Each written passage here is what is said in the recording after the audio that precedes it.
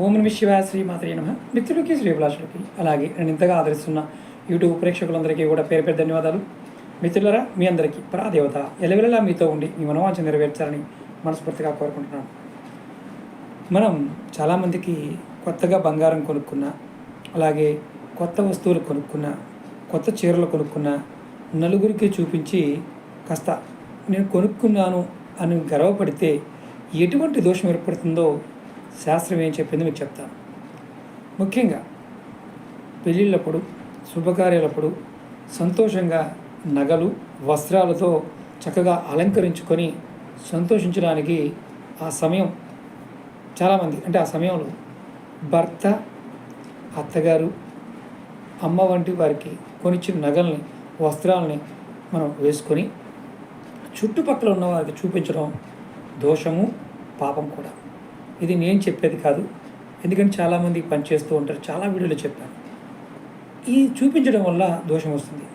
అవి చూసిన వారు ఆనందపడినా, అంటే చుట్టుపక్కల వారు అవి లేనందుకు వాళ్ళు ఇంట్లో భర్తతో కానీ భార్యతో కానీ కొనందుకు బాధపడినా,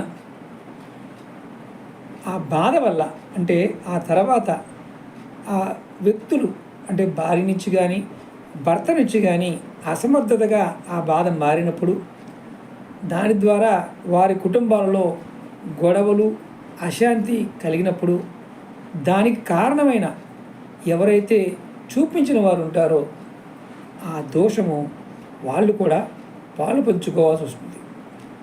ఇది ఏదో రకంగా ఆ నగలు, సంపద అంతా తరిగిపోవచ్చు. కొంతమందికి ఇలా చూపిస్తే ఆ దోషం వల్ల అవి పెట్టుకున్న వారికి ఆర్థికమైన నష్టాలు కూడా వస్తాయి.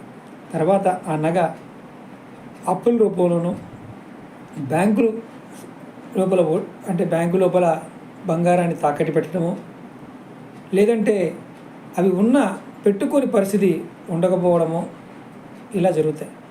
ఏదైనా శుభకార్యాలప్పుడు మాత్రం మీరు వైభవంగా ప్రదర్శించడం, మనం చూపించడం ద్వారా ఈ దోషం అనేది కొంతవరకు తగ్గుతుంది. అంటే పర్టికులర్గా శుభకార్యాల్లో మనం ధరించి ఉన్నప్పుడు వాళ్ళు చూసిన ఇబ్బంది లేదు, కానీ మనం నేను కొనుక్కున్నాను చూడు అని చూపిస్తే మాత్రం ఖచ్చితంగా దోషం అనేది వస్తుంది.